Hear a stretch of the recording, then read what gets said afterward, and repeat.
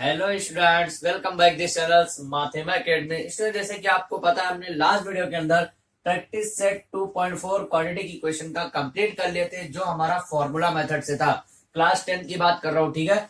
अभी हम जो प्रैक्टिस सेट 2.5 करने वाले, it is more more more important. क्यों? क्योंकि मैंने बार बार आपको बताया था कि practice set 2.4 and 2.5 it is more important for exam as well as 11-12 as well as यहाँ पे बैचलर डिग्री की भी बात कर रहा हूँ, ठीक है। अब देखिए स्टूडेंट्स, जो क्वाड्रेटिक इक्वेशन का जो चैप्टर रहता है, ये सबसे ज्यादा इंपॉर्टेंट क्यों रहता है? क्योंकि यहाँ पे आपको जो फॉर्मूला यूज करना रहता है, that's called x is equal to minus B plus minus root of D square minus 4ac divided by 2a। ये एक फॉर्मूला जो है, it is more important formula. क्यों?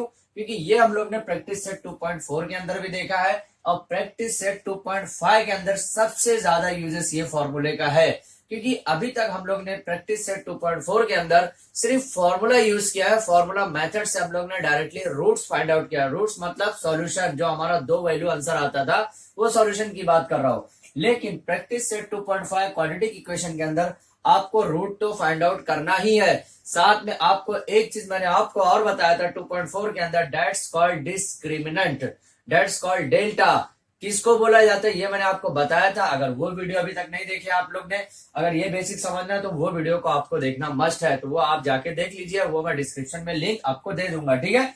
अब देखिए, वो फॉर्मूला याद है अगर, तो उसके कुछ और रूल्स है। वो फॉर्मूले के अंदर भी एक आध फॉर्मूले है, वो भी आपको मैं बताऊंगा। उसके बाद हम लोग प्रैक्टिस सेट 2.5 100% कंप्लीट करने वाले हैं, ठीक है। अभी देखिए स्टूडेंट, ध्यान देंगे। सबसे पहले जब मैं ये क्वाड्रेटिक इक्वेशन स्टार्ट किया था, तो मैंने एक फॉर्मूला बताया था, that's called alpha plus beta. अब ये अल्फा प्लस बीटा क्या है, ध्यान दीजिए। यहाँ पे ये ऐसा अगर कुछ आता है, ऐसा अगर कोई ऐसा गोल सा घुमा के आता है, that's called alpha plus beta. देखिए ध्यान दीजिए, बी का जो फॉर्म है, बी को नीचे पूरी तरह नहीं रखने का है, ऊपर ही में ऊपर बी बनाने का, और उसकी एक लंबी डंडी नीचे करने का, that's called beta. Alpha plus beta का एक फॉर्मूला बताया था मैंने, माइनस बी अपॉन ए। याद कीजिए, फॉर्मूला मैंने स्टार्ट में बताया था, नहीं याद है तो फिर से देख लीजिए, ठीक है। Alpha plus beta is equal to minus B upon A, alpha into beta, ये बीच में dot, that's called into, into मतलब multiply, alpha into beta is equal to C upon A. ये दो formula, it is more important formula for this lecture. आज के lecture के लिए ये दो फॉर्मूला सबसे ज्यादा इंपॉर्टेंट है। तीसरा फॉर्मूला जो हमको सबसे ज्यादा काम आने वाला, ध्यान दीजिए, यहाँ पे फॉर्मूला मैं बता रहा हूं अभी, D square minus 4ac is equal to delta. Delta for the Greek word, ये ग्रीक वर्ड में यूज होता है। ग्रीक जो हमारा है, ग्रीक जो है उसके अंदर ये डेल्टा को सिंबल दिया गया है, ठीक है। क्योंकि हर सिंबल, मैक्सिमम सिंबल ग्रीक से ही लिया गया है, डेल्टा। और इसका और क्या नाम है, that's called discriminant, discriminant. Okay, याद कीजिए, स्पेलिंग फिर से याद कीजिए, DISCRIMINANT, डिस्क्रिमिनेंट। मतलब क्या कि अगर क्वेश्चन के अंदर आपको बोला गया है कि find the value of discriminant, तो आपको पता होना चाहिए कि बी स्क्वायर माइनस 4ac को ही डिस्क्रिमिनेंट बोला जाता है। या फिर और ऐसा पूछ सकते हैं और फॉर्म में, find the value of delta. Delta अगर पूछता है, क्वाड्रेटिक इक्वेशन की बात कर रहा हूं, ठीक है। Find the value of delta, अगर डेल्टा पूछता है तो वहां पे भी आपको याद रखना पड़ेगा कि B square minus 4ac is equal to delta, ठीक है। अब चलिए, ये पता चल गया आपको। अब ये बी स्क्वायर माइनस 4ac आया कहां से? ये फॉर्मूले के अंदर से आया। अब वो फॉर्मूला कैसा था, याद कीजिए, last lecture, X is equal to minus B plus minus root of B square minus 4ac divided by 2a। ये फॉर्मूला हम लोग ने पढ़ा है, याद कीजिए जरा। ये फॉर्मूला हम लोग ने लास्ट लेक्चर के अंदर पढ़ा है, ठीक है। ये जो फॉर्म है ना, ये इसको ही डिस्क्रिमिनेंट बोला जाता है। और क्या बोला जाता है, दैट्स कॉल्ड डेल्टा, ठीक है। ये दो वैल्यू आपको याद रखने का, ये एक्सरसाइज के अंदर, प्रैक्टिस सेट 2.5 के अंदर, ठीक है। मतलब क्वाड्रेटिक इक्वेशन कहीं पे भी आया तो आपको ये चीज याद रखना पड़ेगा। ये फॉर्मूला तो हमेशा अभी से याद कर लो, हमेशा के लिए, ठीक है। और ये वैल्यू जो है डिस्क्रिमिनेंट और डेल्टा, ये भी याद करते हुए चलो। अब एक और नया चीज है इसके अंदर, इसलिए बोल रहा हूँ practice set 2.5 is more important. एक नया चीज क्या है, ध्यान दीजिए, बी स्क्वायर माइनस 4ac का नेचर क्या है। नेचर मतलब उसका बिहेवियर कैसा रहेगा। अगर वो प्लस में आता है उसकी वैल्यू, तो उसका बिहेवियर अलग होगा। माइनस में आएगा तो उसका बिहेवियर अलग होगा। बिहेवियर मतलब बर्ताव, आपस में बर्ताव, ऐसा वाला नहीं कि हम लोग जो आपस में भाई बोलचाल जो रखते, बिहेवियर रखते, व्यवहार रखते, उसको बर्ताव, वहां पे अलग बर्ताव हो गया बिहेवियर। यहाँ पे बिहेवियर और जो नेचर है वो अलग है, मैथ्स में पूरा अलग रहता है, ठीक है। अभी देखिए क्या है, ध्यान दीजिए, प्लस आएगा तो कुछ और रहेगा, माइनस आएगा तो कुछ और रहेगा, इज इक्वल टू 0 आया तो कुछ और रहेगा। ये तीन केस हो सकता है, ठीक है। अभी देखिए तीनों केस में आपको बताता हूं, ये याद रखने का है और ये हमेशा के लिए याद रखने का, प्रैक्टिस सेट 2.5 में भी यूज होने वाला है। ठीक है, अभी देखिए क्या है बी स्क्वायर, ध्यान दीजिए क्या है, delta is equal to zero आता है। अब delta is equal to zero मतलब क्या, B square minus 4 is equal to zero की बात कर रहा हूं। ठीक है, ध्यान दीजिए, अब delta is equal to zero आता है या फिर delta is equal to plus में आता है। प्लस में बोले तो positive value, positive value. Positive value मतलब क्या, पॉजिटिव वैल्यू की बात कर रहा हूं। पॉजिटिव वैल्यू मतलब क्या, जीरो से बड़ी वैल्यू आएगी तो ही पॉजिटिव वैल्यू होगी। Zero is also positive value, लेकिन चलिए ठीक है, मैं यहाँ पे पॉजिटिव वैल्यू के एग्जाम्पल भी देता हूँ।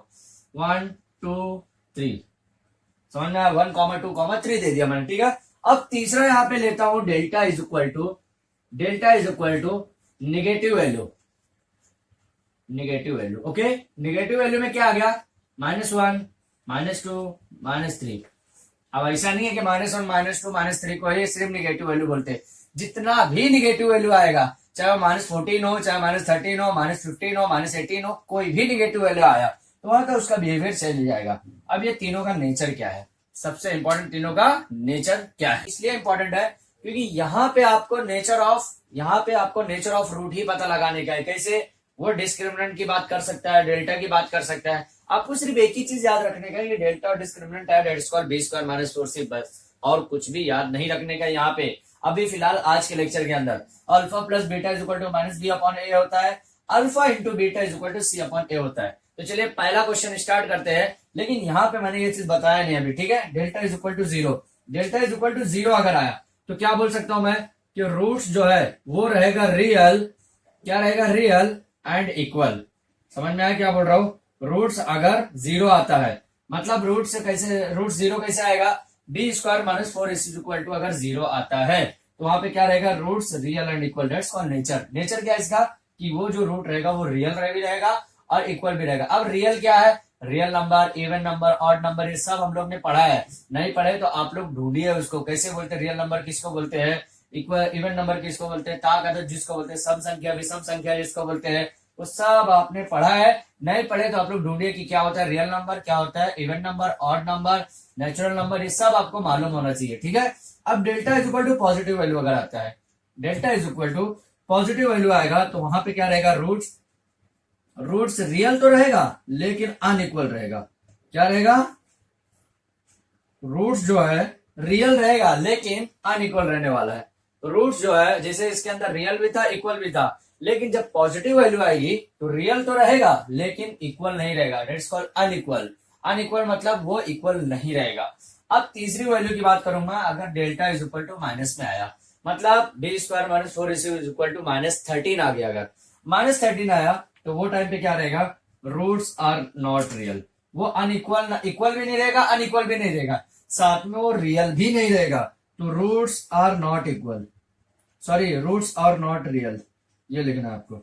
मतलब ये रियल है ही नहीं, मतलब रियल नंबर ये है ही नहीं, तो यहाँ पे क्या लिखना है आपको, रूट्स आर नॉट रियल। ठीक है, समझ में आया, इतना लिखने का, ये नेचर आपको मालूम रखना चाहिए। अभी क्वेश्चन नंबर 1 दिया प्रैक्टिस सेट 2.5 का, ये आपको क्या दिया हुआ कि fill in the blanks and complete. मतलब क्वेश्चन 1 2 3 दिया हुआ है क्वेश्चन नंबर 1 के अंदर, ये फिल इन द ब्लैंक्स है, मतलब इसको फिल करने का है। अभी चलिए देख लेते हैं कैसे फिल करने का इसको। क्वाड्रेटिक इक्वेशन दिया, general formula, that's called standard form, X square plus B x plus C is equal to 0। इसने एरो से आगे ढकेला है, आगे में क्या बोला है कि B square minus 4 is equal to 5, B square minus 4 is equal to -5। अब देखिए तीसरा ऑप्शन में अभी तक जो फिल इन द ब्लैंक्स है तीसरा ऑप्शन के दिया गया।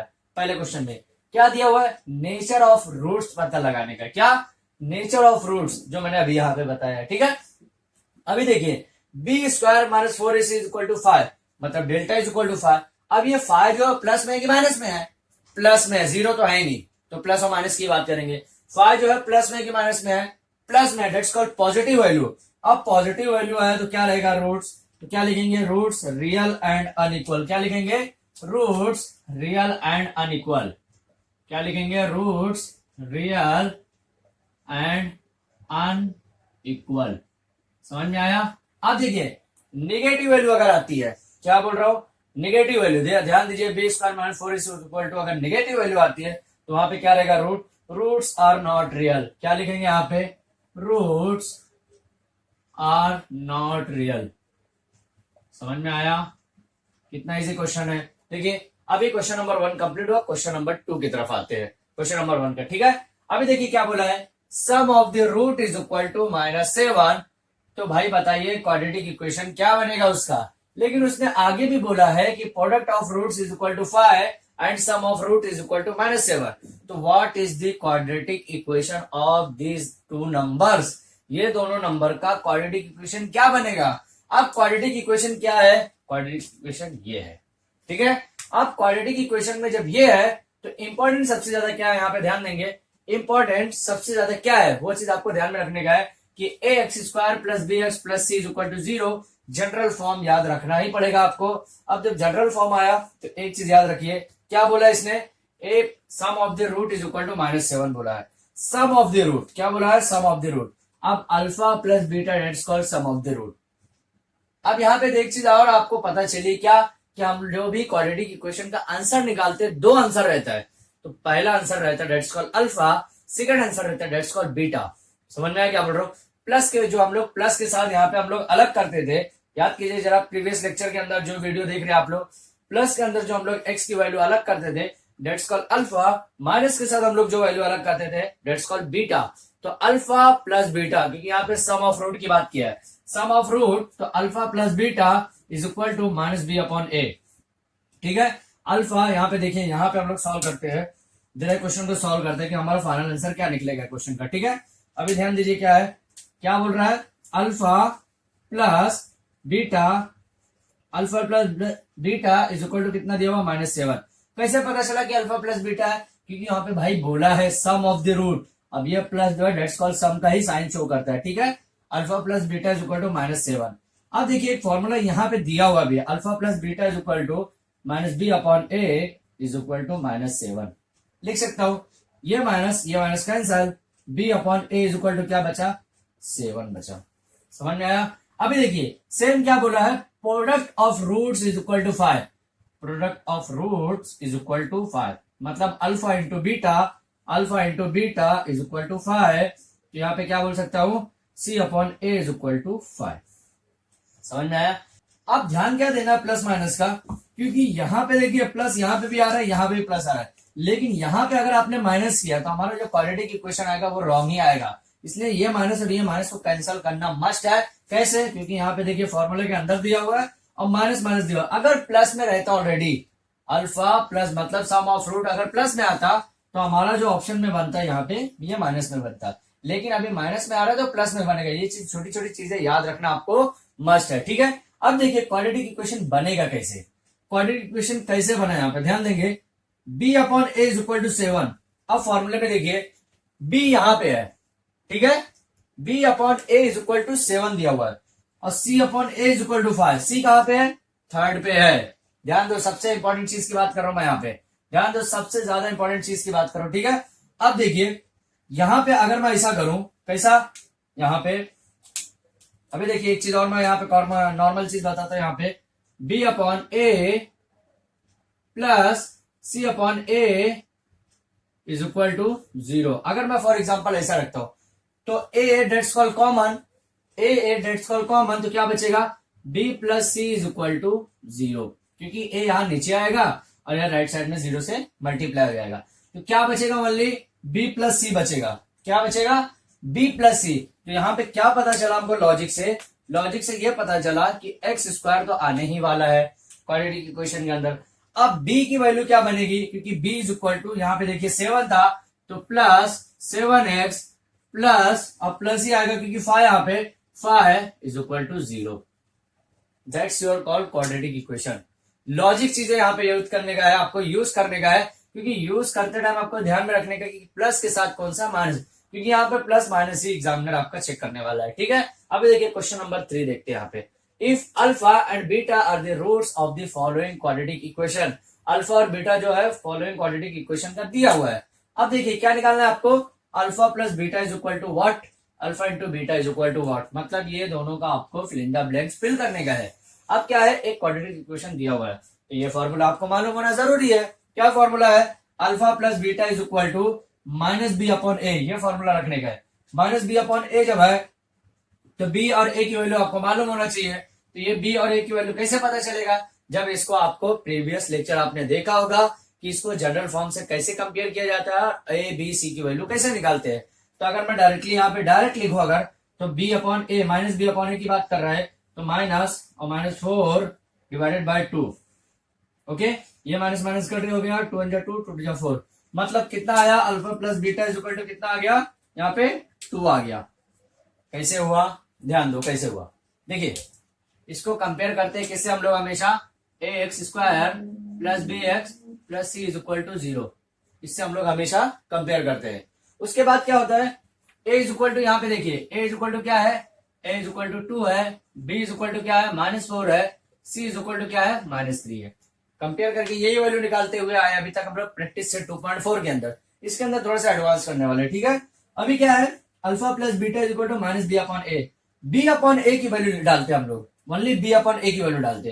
तो बी अपॉन ए, बी की वैल्यू कितना है -4 डिवाइडेड बाय 2, ए की वैल्यू कितना है 2, और यहाँ पे माइनस ऑलरेडी दिया हुआ, तो ये माइनस माइनस प्लस हो गया, और 2 × 2 2 × 4 दैट्स कॉल्ड 2। समझ में आया? अल्फा इंटू बीटा की वैल्यू भी सेम ऐसे आने वाली है, alpha into beta is equal to C upon A है। फॉर्मूला ध्यान दीजिए, फॉर्मूला सबसे ज्यादा इंपॉर्टेंट है। फॉर्मूला सी अपॉन ए, अब सी की वैल्यू क्या है -3, ए की वैल्यू क्या है 2, मतलब क्या पता चला कि अल्फा इंटू बीटा की वैल्यू जो है वो -3/2।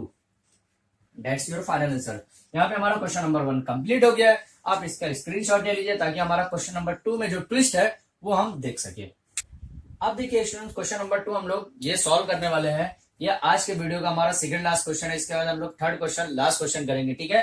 क्वेश्चन नंबर 2 ध्यान दीजिए क्या है यहाँ पे, find the value of the discriminant. अब डिस्क्रिमिनेंट की बात किया, देखिए मैं बार बार बोल रहा था आपको कि डिस्क्रिमिनेंट की वैल्यू को क्या माना है, कितनी वैल्यू इसकी इंपॉर्टेंस है वो आपको मालूम पड़ेगा अभी, ठीक है। Find the value of discriminant for the following quadratic equation. देखिए यहाँ पे सिर्फ बोला डिस्क्रिमिनेंट फाइंड आउट करने का, नेचर ऑफ रूट्स की बात नहीं किया।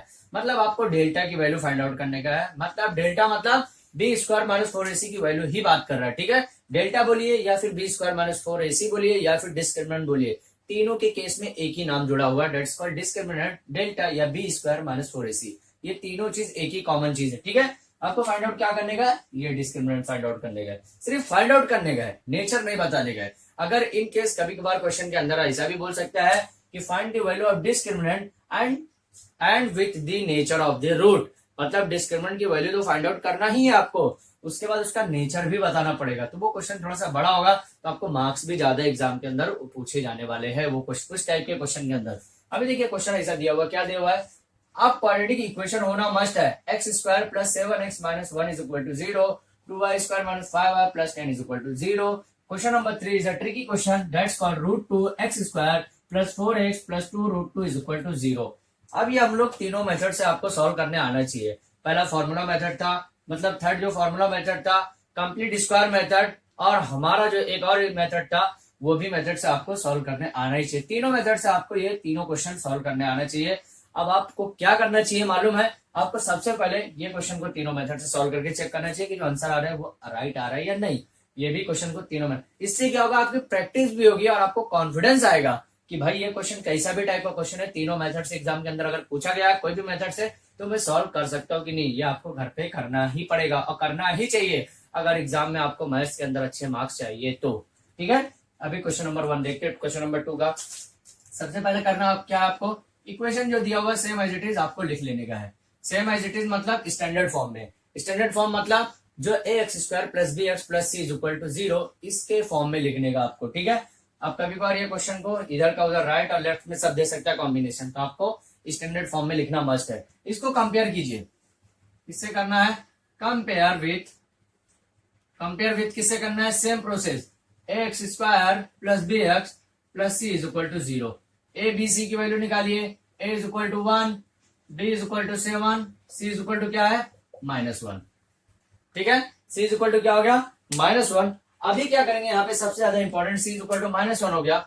अब निकालना है discriminant, B square minus 4ac की वैल्यू निकालना है आपको, ठीक है। बी स्क्वायर माइनस 4ac ये हम लोग प्रीवियस लेक्चर के अंदर भी कर चुके हैं, इसलिए मैं बार बार बोल रहा था जब फॉर्मूला मेथड है तो ये पहले निकालने का, क्योंकि हैबिट बन जाती है निकालते निकालते, तो आपको समझ में भी आएगा कि क्या करना है क्या नहीं करना है। हम लोग डायरेक्ट भी फॉर्मूले के अंदर पुटअप करते तो भी हमारा आंसर आता, लेकिन ये पहले निकालने का रीजन ये था कि हमारा आने वाला जो एक्सरसाइज है दैट्स कॉल्ड प्रैक्टिस सेट 2.5 की बात किया था मैंने, उसके अंदर आपको अलग से यही पॉइंट निकालने को मिलेगा। तो आपको पहले से हैबिट बनी रहेगी, पहले से आदत बनी रहेगी, तो ये हम इजी वे में निकाल सकते हैं। समझ में आया? अभी देखिए क्या करना है, बी स्क्वायर मतलब 7 का स्क्वायर, ओके, माइनस 4, ए की वैल्यू कितना दिया 1, सी की वैल्यू कितना दिया -1।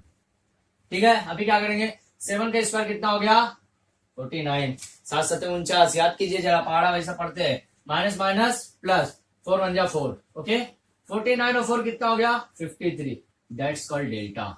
डेल्टा बोलिए या डिस्क्रिमिनेंट बोलिए या फिर बी स्क्वायर -4ac बोलिए, तीनों के टेस्ट में एक ही नाम है। ठीक है, पहला क्वेश्चन कंप्लीट हो गया। अभी सेकंड क्वेश्चन की तरफ आते, क्या दिया हुआ है, 2y square -5y plus 10 is equal to 0। Compare करना है किससे, जनरल फॉर्म से या स्टैंडर्ड फॉर्म भी बोलते हैं, दो नाम इसका भी दिया हुआ है।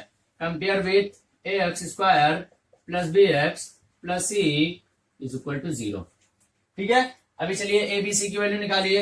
ए इज इक्वल टू क्या हो गया 2, बी इज इक्वल टू क्या हो गया -5, सी इज इक्वल टू क्या हो गया 10।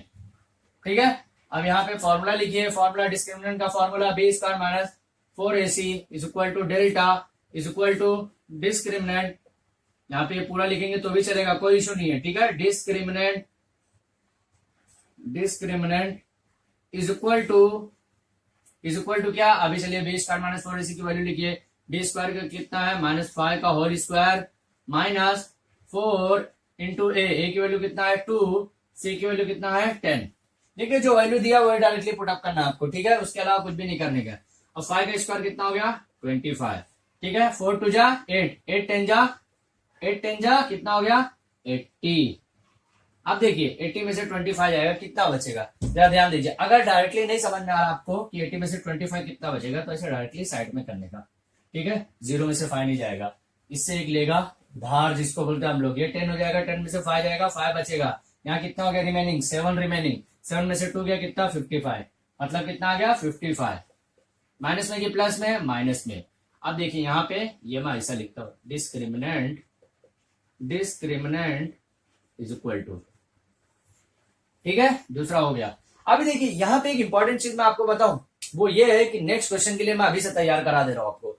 ये प्लस में आया, ठीक है, मतलब इसका नेचर क्या हुआ, नेचर ये हुआ कि roots are real but unequal, क्योंकि प्लस में तो यही है। माइनस में आया तो मतलब क्या, रूट्स आर नॉट रियल, मतलब माइनस में आया तो रूट्स रियल है ही नहीं। अगर वो 0 आता तो रियल भी रहता, इक्वल भी रहता। प्लस में आया रियल तो है लेकिन इक्वल नहीं है, दैट्स कॉल्ड अनइक्वल। माइनस में है तो वो रियल है ही नहीं, इक्वल अनइक्वल की तो बात ही छोड़ दो, वो रियल ही नहीं है। ठीक है, अब यहाँ पे तीसरा क्वेश्चन देखते हैं। यहाँ पे तीसरा क्वेश्चन क्या है, root of 2x square plus 4x plus 2√2 is equal to 0। ठीक है, अभी इसको कंपेयर करते हैं हम लोग। कंपेयर विथ किससे करने का है, जनरल फॉर्म से, that's called standard form. X square plus B x plus C is equal to 0। ए की वैल्यू क्या दिया हुआ है √2, बी की वैल्यू क्या दिया हुआ है 4, सी की वैल्यू क्या दिया हुआ है 2√2। ठीक है, अभी देखिए B square -4ac is equal to, directly value लिखिए, बी स्क्वायर -4, बी स्क्वायर की वैल्यू क्या दी हुई है, बी स्क्वायर मतलब 4, बी की वैल्यू क्या दी है 4, 4 का स्क्वायर हो गया। ठीक है, -4, ए की वैल्यू क्या है √2, सी की वैल्यू क्या है 2 इंटू √2। अब यहाँ पे देखिए मल्टीप्लाई करने में थोड़ा प्रॉब्लम आने वाला है, आपको आएगा, हमें नहीं आएगा, लेकिन आपको भी नहीं आ सकता अगर प्रैक्टिस करेंगे। अगर वीडियो बार बार डेली देखेंगे और कॉन्सेप्ट समझेंगे तो आपको भी प्रॉब्लम नहीं आएगा। और कैसे नहीं आएगा, जरा देखिए यहाँ पे कॉन्सेप्ट बताऊंगा वो ध्यान में रखना है आपको। 4 का स्क्वायर करूंगा कितना हो जाएगा 16 माइनस।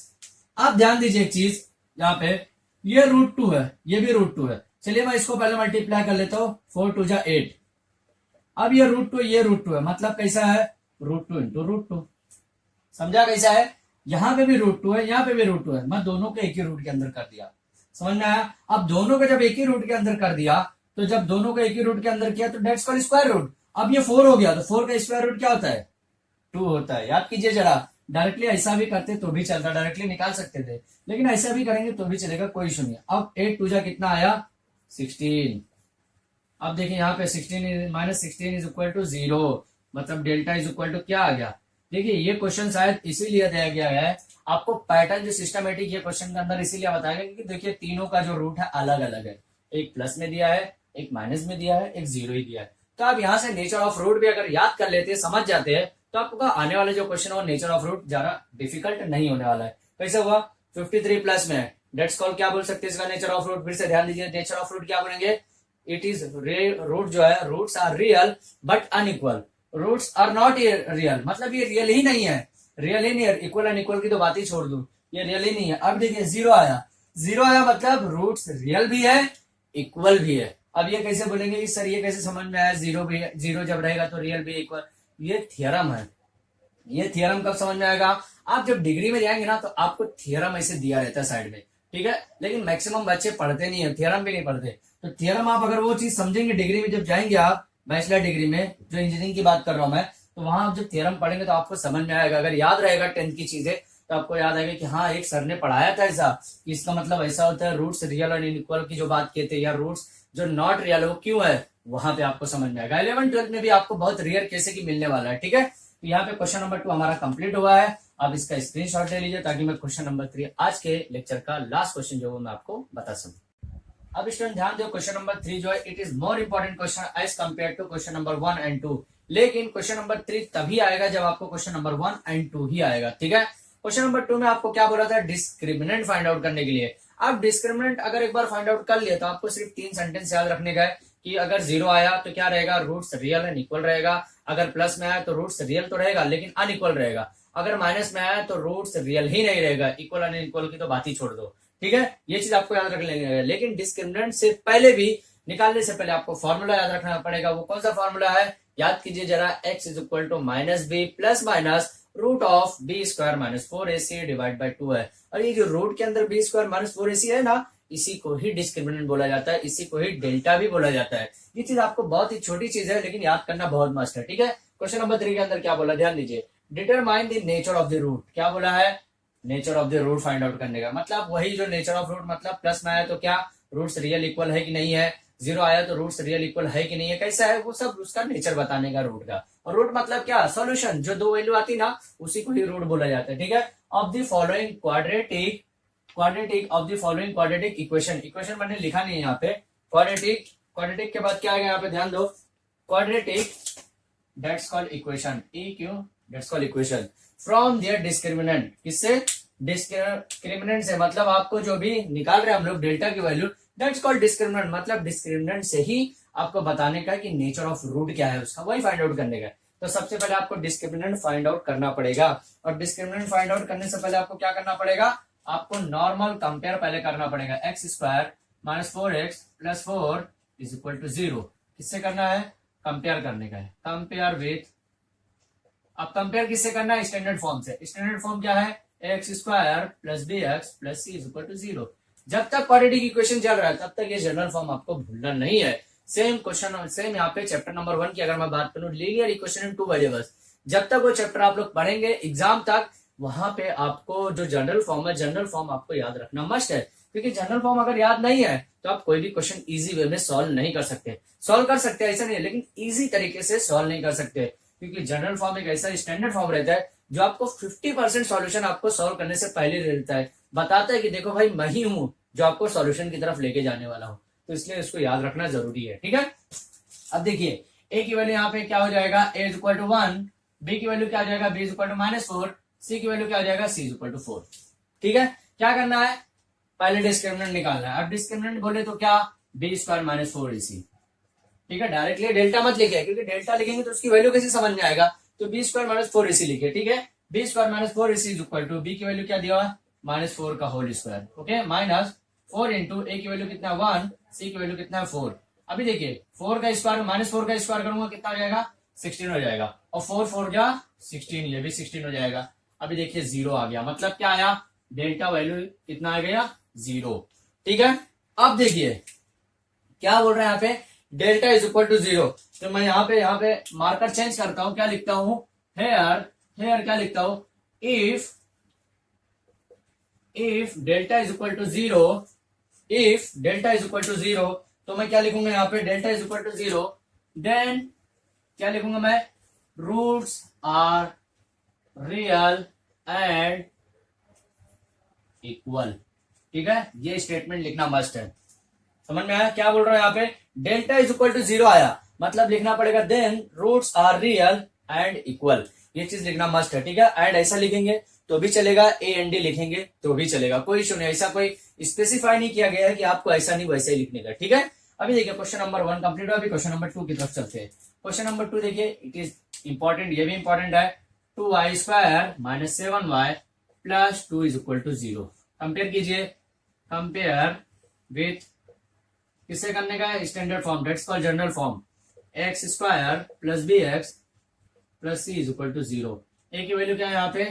2, बी की वैल्यू क्या है? -7, सी की वैल्यू क्या है? 2 हो गया। ए बी सी की एक बार वैल्यू निकल गई ना, इजी वे में सॉल्व हो सकता है। सिर्फ प्लस माइनस का खेल है जो यहाँ पे मैं बता रहा हूँ। ये माइनस का अगर स्क्वायर करेंगे, अगर माइनस में आंसर आएगा आपका, तो यहाँ पे जो आंसर अपना फाइनल आंसर आएगा वो -32 हो जाएगा। तो यहाँ पे नेचर चेंज हो जाएगा, इसलिए बोल रहा हूँ माइनस का स्क्वायर कैसे पता चला? माइनस का स्क्वायर प्लस में ही आया। देखिए भाई, माइनस हुआ और मल्टीप्लाई हुआ, माइनस हुआ मतलब स्क्वायर हो रहा है। तो यहाँ पे मैंने फॉर्मूला बताया था माइनस माइनस प्लस होता है। ये मैंने पहले लेक्चर के अंदर, जब मैंने 10th का वीडियो स्टार्ट किया था, 10th का लेक्चर, उसके टाइम पे मैंने पहले लेक्चर के अंदर आपको ये सब फॉर्मूला बताया था कि माइनस माइनस बीच में multiply, that's called plus. Same ये केस भी यहाँ पे भी है। ठीक है, यही केस है, कुछ भी अलग नहीं है, ऐसा कुछ नहीं है। रॉकेट साइंस नहीं पढ़ना आपको, सेम एक बार पढ़ लिए जो फॉर्मूला, वो टिल दी मैथ्स पूरा डिग्री बैचलर जितना भी है, इन केस आप यहाँ पे आपको पीएचडी भी अगर कर रहे हैं तो वही फॉर्मूला लगने वाला है। बस शर्त ये पीएचडी के अंदर हो सकता है आपको नया फॉर्मूला जनरेट कर सकते हैं आप अपने आने वाले बच्चों के लिए, जो नए जनरेशन के। ठीक है, अभी देखिए ए बी सी की वैल्यू हो गई, करना क्या उसके बाद? b² माइनस 4ac की वैल्यू निकालना है। अब अच्छा भाई, यही वैल्यू क्यों निकालने का? b² माइनस 4ac की वैल्यू क्यों निकालने? क्योंकि ये वैल्यू ही डिस्क्रिमिनेंट है और डिस्क्रिमिनेंट से ही आपको नेचर ऑफ रूट मिलेगा, इसीलिए यही निकालने का है।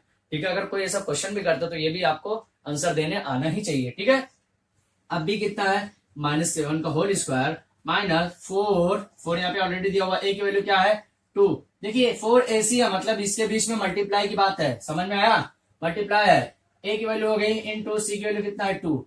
देखिए 7 7 जा कितना हो गया? 49 माइनस 4 2 जा 8, 8 2 जा कितना हो गया? 16। कितना आ गया?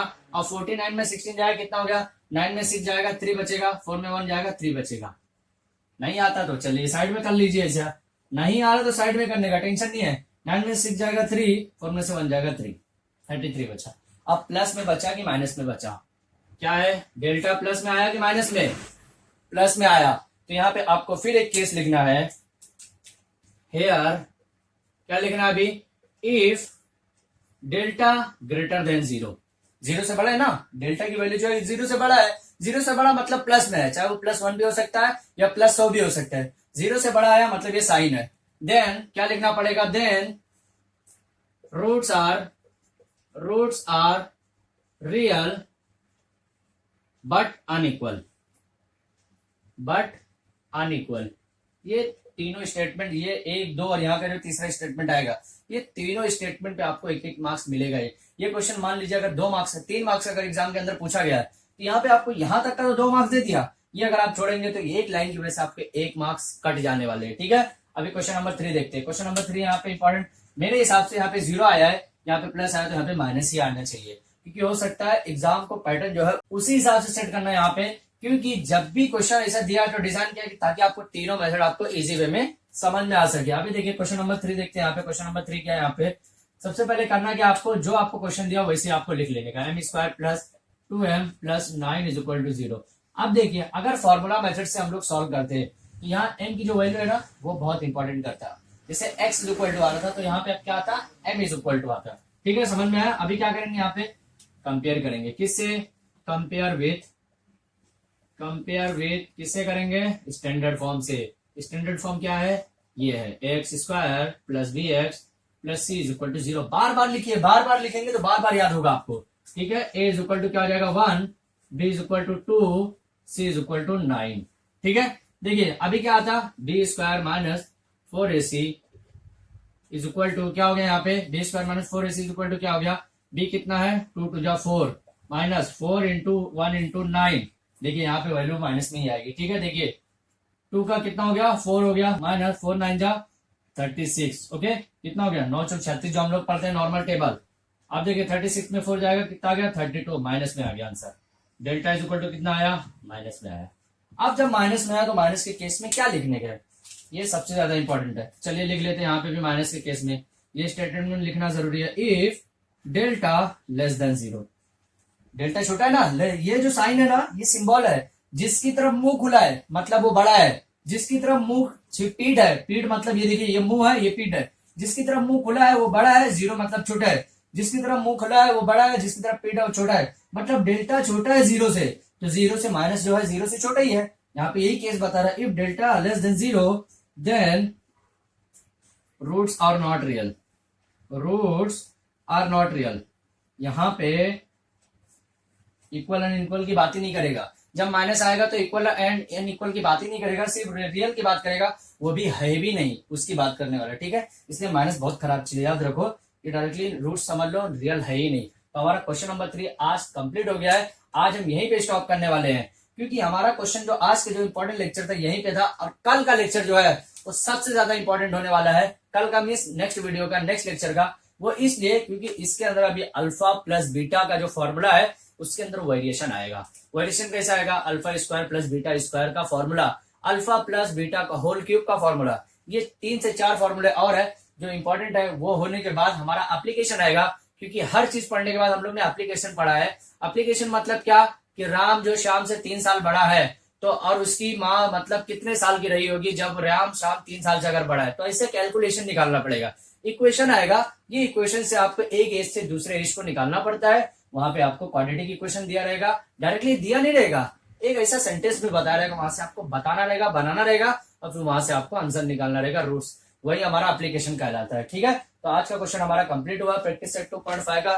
नेक्स्ट लेक्चर में हम लोग प्रैक्टिस सेट 2.5 100% कंप्लीट करने वाले हैं। उसके बाद एप्लीकेशन कंप्लीट होने के बाद हमारा क्वाड्रेटिक इक्वेशन कंप्लीट हो जाएगा। उसके टाइम पे ही मैं आपको बताने वाला हूँ कि क्वाड्रेटिक इक्वेशन कितने मार्क्स का ऑप्शन के साथ एग्जाम में पूछे जाने वाले, ठीक है। तो जो स्टूडेंट ने अभी तक हमारे चैनल को सब्सक्राइब नहीं किया है तो प्लीज हमारे चैनल को सब्सक्राइब कीजिए और अपने फ्रेंड सर्कल को भी सेंड कीजिए, ताकि वो भी ऐसे क्वाड्रेटिक इक्वेशन को सॉल्व करे और उनकी भी अच्छे से हेल्प हो सके, ताकि वो भी एग्जाम में अच्छे मार्क्स ला सके।